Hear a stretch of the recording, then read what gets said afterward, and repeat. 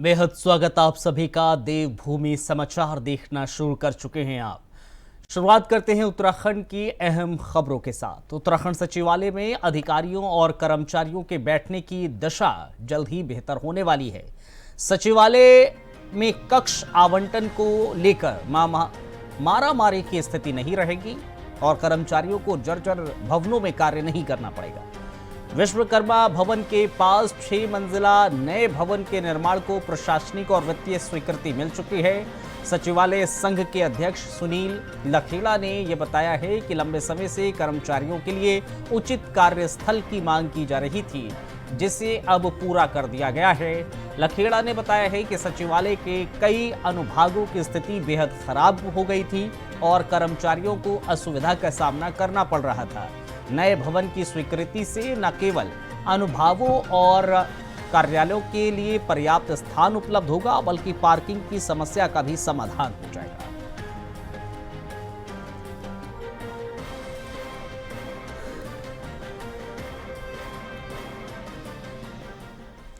खबर देहरादून से है, जहां पर जल जीवन मिशन के तहत प्रदेश भर में 150 से ज्यादा योजनाओं पर तेजी से काम किया जा रहा है। मिशन के निदेशक विशाल मिश्रा ने जानकारी देते हुए बताया कि इन योजनाओं को समयबद्ध तरीके से लागू करने के लिए युद्ध स्तर पर प्रयास किए जा रहे हैं। वन विभाग के साथ समन्वय बनाकर जिन इलाकों में फॉरेस्ट लैंड है, वहां जमीन ट्रांसफर की प्रक्रिया भी जारी है। अब तक 55% कार्य पूरा हो चुका है। मिशन का लक्ष्य 75% कार्य जल्द पूरा करने का है। विशाल मिश्रा ने आश्वस्त किया है कि इस महत्वाकांक्षी योजना को समय में पूरा करने के लिए विभाग पूरी तरीके से गंभीरता के साथ जुटा हुआ है।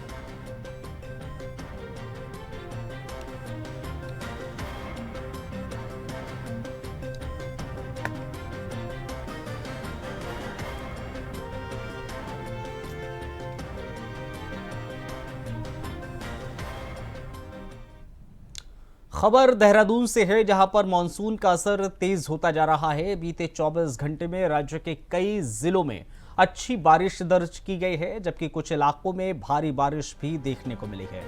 मौसम विभाग ने अगले 5 दिनों तक राज्य भर में भारी बारिश की चेतावनी जारी की है। मौसम विज्ञान केंद्र देहरादून के निदेशक डॉक्टर विक्रम सिंह ने बताया है कि गढ़वाल मंडल में ज्यादातर क्षेत्रों में भारी बारिश हो सकती है। वहीं नैनीताल और बागेश्वर जिलों में भी तेज बारिश की संभावना जताई जा रही है। विभाग ने लोगों से सतर्क रहने की अपील की है।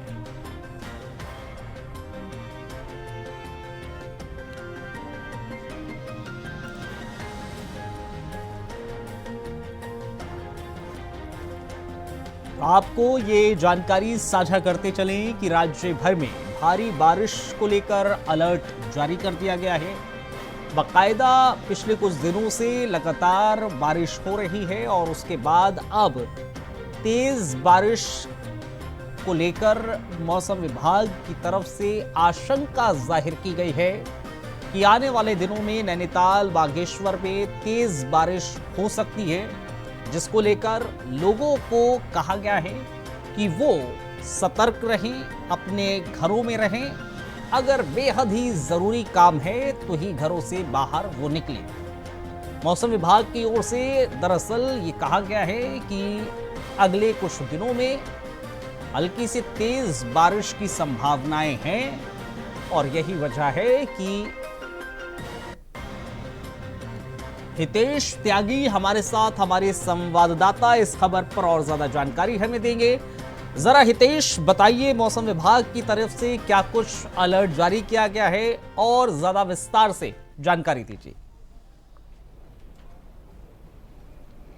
जी बिल्कुल, देखिए उत्तराखंड में जो मौसम विभाग ने कई ऐसे जिले हैं, बागेश्वर की बात करें, चंपावत की बात करें, या हम देहरादून की बात करें, या हम नैनीताल की बात करें, कहीं जगह पर ऑरेंज अलर्ट है तो कहीं रेड अलर्ट जोन यहाँ पर घोषित कर दिया। मुख्यमंत्री पुष्कर सिंह धामी ने आपदा प्रबंधन की बैठक ली है और लिहाजा इसके सभी जो अधिकारी है उनको साफ तौर पर निर्देश दिए गए हैं कि कोई भी कोताही ना बरती जाए, क्योंकि आम जन से भी अपील की जा रही है। तो वहीं चारधाम में जो यात्री उत्तराखंड में आ रहे हैं उनको भी अपील की जा रही है, उनको भी साफ तौर पर कहा जा रहा है कि अभी यात्रा करने से परहेज करें, क्योंकि आने वाले 3 से 4 दिन रेड अलर्ट में है। तो कहीं ना कहीं भूस्खलन और लैंडस्लाइड के जो मामले हैं वो ऐसे में बढ़ जाते हैं, जिससे यातायात और आम जनजीवन वो अस्त व्यस्त हो जाता है। जी, एक और चीज़ है, जाहिर है लैंडस्लाइड हो गई या फिर बारिश की वजह से भी बहुत ज़्यादा दिक्कतों का सामना लोगों को करना पड़ता है। मुख्यमंत्री भी पूरी तरीके से सतर्क नजर आ रहे हैं, गंभीर नजर आ रहे हैं, संवेदनशील नजर आ रहे हैं। यही वजह है कि उनकी ओर से भी मीटिंग्स दर मीटिंग्स की जा रही है आपदा प्रबंधन की ओर से। लेकिन मानसून का अगर जिक्र करें, मौसम विभाग की तरफ से भी इस बात की जानकारी साझा की गई है कि अगले 2-4 दिनों के भीतर नैनीताल हो, बागेश्वर हो, यहां पर भारी बारिश की संभावना है। यही वजह है कि लोगों को सतर्क रहने को कहा गया है। कहा गया है कि जब तक आपको बहुत ज्यादा जरूरी काम ना होगी घर से बाहर ना निकले।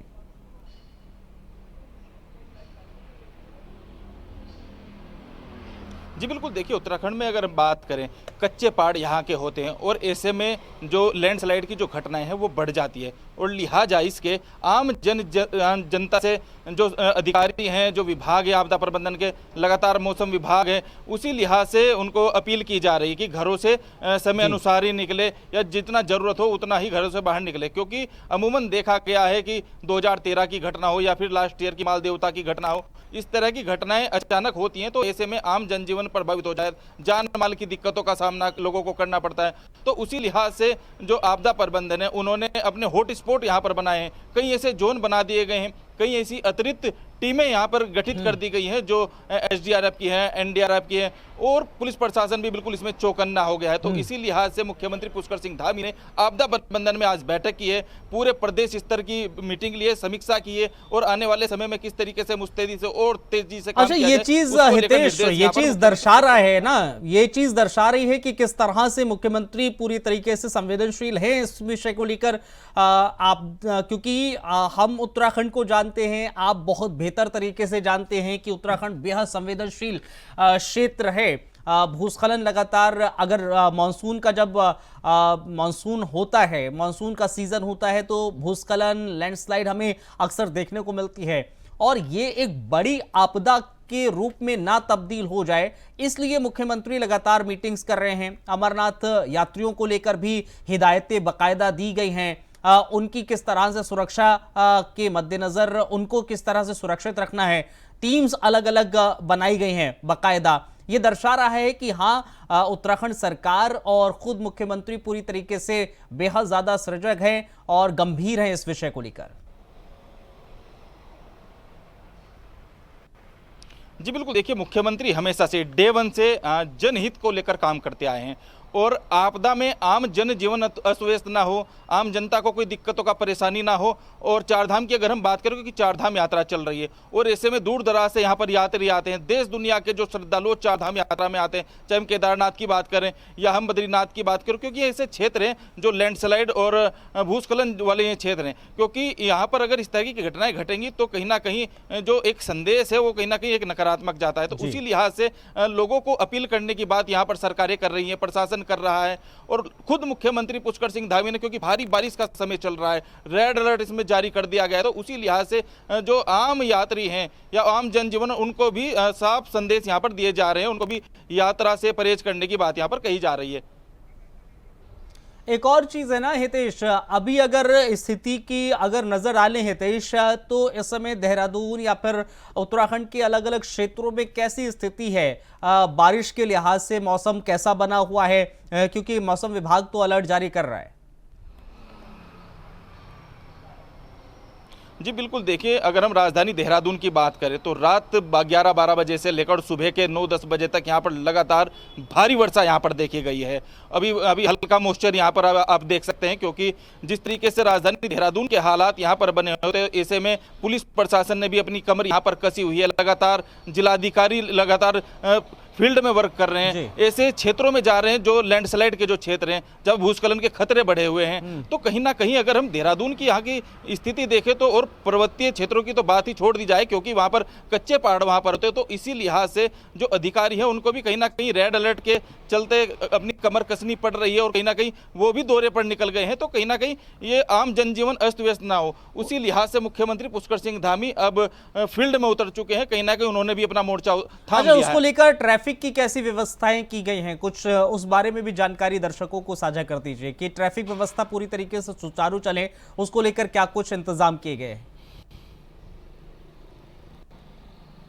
जी बिल्कुल, देखिए अगर हम ट्रैफिक व्यवस्था की अगर हम बात करें या हम चार धाम के ट्रैफिक की बात करें तो वहाँ पर लगातार जो चार धाम मार्ग में शिविर हैं उनको भी और अतिरिक्त चीज़ें उनकी बढ़ा दी गई हैं। वहाँ पर भी एसडीआरएफ और एनडीआरएफ की जो टीम है वो बढ़ा दी गई है, वो लगातार शिविर और बढ़ा रहे हैं। जो सेफ जोन है, सेफ जोन यहाँ पर सरकार ने बनाए हैं, प्रशासन भी लगातार और अन्य सेफ जोन बनाने में लगा हुआ है। तो कहीं ना कहीं जो यातायात व्यवस्था है वो सुचारू रूप से रहे, इसको लेकर भी आला अधिकारी अपना काम कर रहे हैं और यातायात अभी तक जो सुचारू है वो बनी हुई है। चलिए, बहुत शुक्रिया हितेश त्यागी आपका हमारे साथ जुड़ने के लिए, तमाम जानकारी साझा करने के लिए बहुत बहुत धन्यवाद। खबर देहरादून से ही है, जहां मानसून लोगों पर कहर बनकर बरस रहा है। बारिश की अधिकता के कारण लोगों की आवाजाही प्रभावित हो रही है, साथ ही राजमार्ग भी बाधित हो रहा है। हाल ही में मौसम विभाग की ओर से अलर्ट जारी किया गया है, लोगों को घरों में ही रहने की अपील की गई है। दूसरी ओर जिले में 21 जुलाई को सोमवार को निजी विद्यालय कक्षा 1 से 12 तक, साथ ही आंगनवाड़ी केंद्रों में अवकाश घोषित कर दिया गया।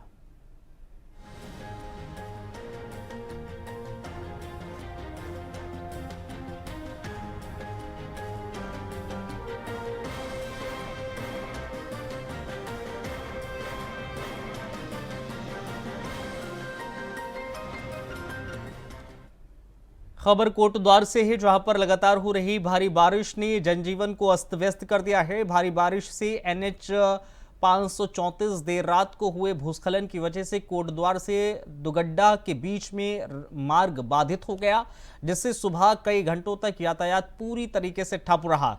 राजमार्ग बंद होने की वजह से सैकड़ों यात्रियों को सिद्धि बली बैरियर के पास घंटों इंतजार करना पड़ा। भारी मलबा और चट्टानों के गिरने से सड़क पूरी तरीके से ब्लॉक हो गई, जिसकी सूचना मिलते ही NH की टीम मौके पर पहुंची और मार्ग को खोलने की कोशिश की गई। हालांकि कुछ घंटों की मशक्कत के बाद राजमार्ग को आंशिक रूप से खोल दिया गया, लेकिन बरसात के चलते दोबारा भूस्खलन की आशंका बनी है। प्रशासन ने लोगों से पहाड़ी मार्गों तक सफर के दौरान सतर्कता बरतने की अपील की है।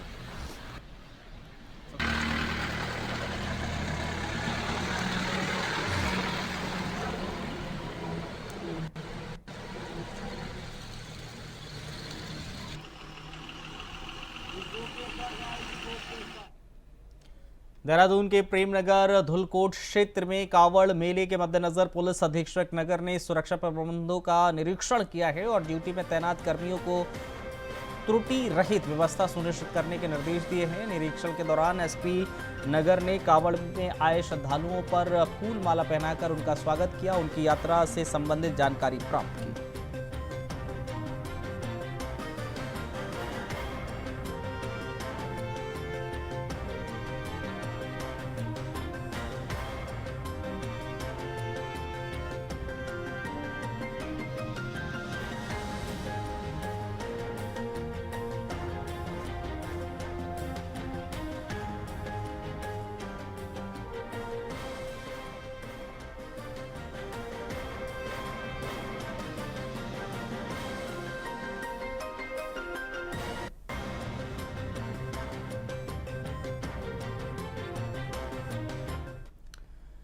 तो वहीं आपको बताते चले, मुख्यमंत्री पुष्कर सिंह धामी दरअसल एक अहम बैठक करते हुए नजर आए हैं और अधिकारी इस बैठक का हिस्सा बने हैं। धामी ने अतिवृष्टि इलाकों की जानकारी ली है। ऑरेंज में है और 4 जिले येलो में है, तो सभी जिलाधिकारियों से और सभी जो आपदा से संबंधित कामों में अपना योगदान देते हैं उन सभी से अभी बात की है और एक एक करके सभी जनपदों से बातचीत करने के बाद सभी को जो है अलर्ट मोड में रहने के लिए कह दिया है। सभी लोग काम कर रहे हैं, जहाँ जहाँ सड़कें बंद हो रही हैं सड़कें खुलवा रहे हैं और जो नदी और नालों के किनारे रहने वाले लोग हैं, वहाँ नदियों का जल स्तर बढ़ता है तो उनको सुरक्षित स्थानों पर पहुँचाया जाए। तत्काल लोगों को जो बचाव और राहत के काम हैं वो करने के लिए तैयारी की जाए। एनडीआरएफ की टीमों से भी संपर्क करने के लिए कहा है। एसडीआरएफ हमारे अलर्ट मोड में है। इसके अतिरिक्त जितने भी बचाव और राहत के कार्य हैं वो तत्काल किए जाएं। उसके लिए सभी आपदा प्रबंधन विभाग हमारा लगातार मॉनिटर कर रहा है और नीचे से स्तर पर, ग्राम सभा स्तर पर भी, उस तहसील में, उस पटवारी क्षेत्र में, उस परगना में और ब्लॉक में, ऐसे सभी जगह पर आपदा प्रबंधन विभाग की तरफ से सचिव श्री विनोद सुमन जी ने हमारे सभी जगह ये यहाँ से एक गाइडलाइन भेज दी है। उसके अनुरूप सभी जगह पर ये आपदा से संबंधित कार्यों को करने के लिए समितियों का, निगरानी समितियों का भी गठन करने के लिए कहा है, जिससे कि कई बार रात भर बारिश होती है और बहुत सारे स्थानों पर यदि केवल प्रशासन ही देखता रहे तो जानकारी नहीं हो पाती है कि यहाँ अत्यधिक जल भराव हो गया है, लोगों के घरों में जल भराव हो गया है। पिछले सालों के अनुभव रहे कि रात भर बारिश होती रही और प्रातःकाल एकदम से कुछ स्थानों पर जैसे खटीमा, टनकपुर, बनबसा, सितारगंज, नानकमता, इन क्षेत्रों में घरों में 8-8, 10-10 फीट पानी घुस गया और लोगों को तब पता लगने लगा कि जब जो है वो पानी बिल्कुल उनके बिस्तर में आ गया या कहीं ना कहीं डूबने की स्थिति हो गई।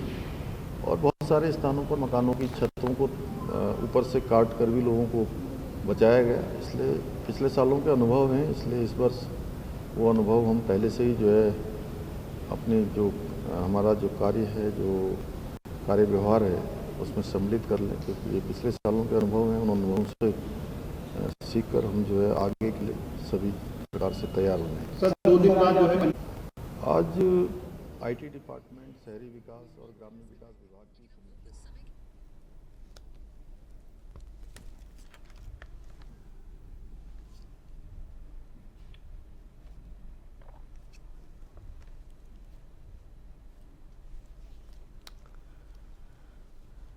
तो मुख्यमंत्री ने दरअसल एक बैठक के बाद वो संवाददाताओं से बातचीत करते हुए नजर आ रहे हैं। तो बढ़ते हैं आगे, खबर देहरादून से है, जहां पर प्रसिद्ध लोक गायक पवन सेमवाल का एक गीत पिछले कुछ दिनों से सोशल मीडिया पर जमकर वायरल हो रहा है, जिसमें मुख्यमंत्री पुष्कर सिंह धामी से जुड़ी कुछ टिप्पणियां की गई हैं। इस गीत को लेकर सियासी घमासान मच गया है। वहीं इस पर बीजेपी ने इसे दुर्भाग्यपूर्ण बताते हुए कहा है कुछ असंतुष्ट और राजनीतिक विरोधी तत्व सरकार की छवि को धूमिल करने का प्रयास कर रहे हैं। बीजेपी प्रदेश मीडिया प्रभारी मनवीर चौहान ने कहा है कि पूरे उत्तराखंड में धामी सरकार के विकास कार्यों की गूंज है। ऐसे समय में कुछ लोग सस्ती लोकप्रियता और राजनीतिक एजेंडे के तहत अफवाह फैलाने की कोशिश कर रहे हैं।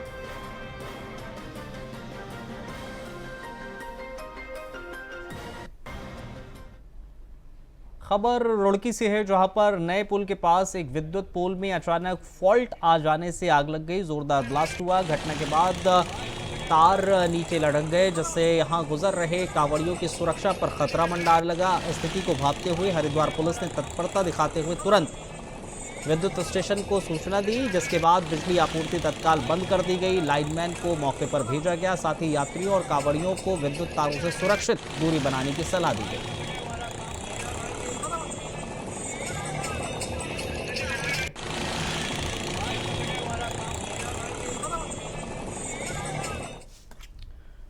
देहरादून में वाहन चोरी की 4 अलग अलग घटनाओं का सफलतापूर्वक खुलासा करते हुए दून पुलिस ने एक शातिर चोर गिरोह को धर दबोचा है। गिरोह में शामिल हिस्ट्री शीटर सहित कुल 5 अभियुक्तों को गिरफ्तार किया गया है। पुलिस ने उनके कब्जे से 2 चोरी के वाहन और अन्य वाहनों के कटे फटे कलपुर्जे और पार्ट्स बरामद किए हैं। पूछताछ में सामने आया कि अभियुक्त चोरी के बाद पकड़े जाने के डर से वाहनों को काटकर उनके पार्ट्स कबाड़ियों को बेच देते थे। गिरफ्तार अभियुक्तों में से एक विकासनगर थाने का हिस्ट्री शीटर है, जो मादक पदार्थों की तस्करी में भी संलिप्त रह चुका है। पुलिस अब गिरोह के नेटवर्क की गहराई से जांच कर रही है।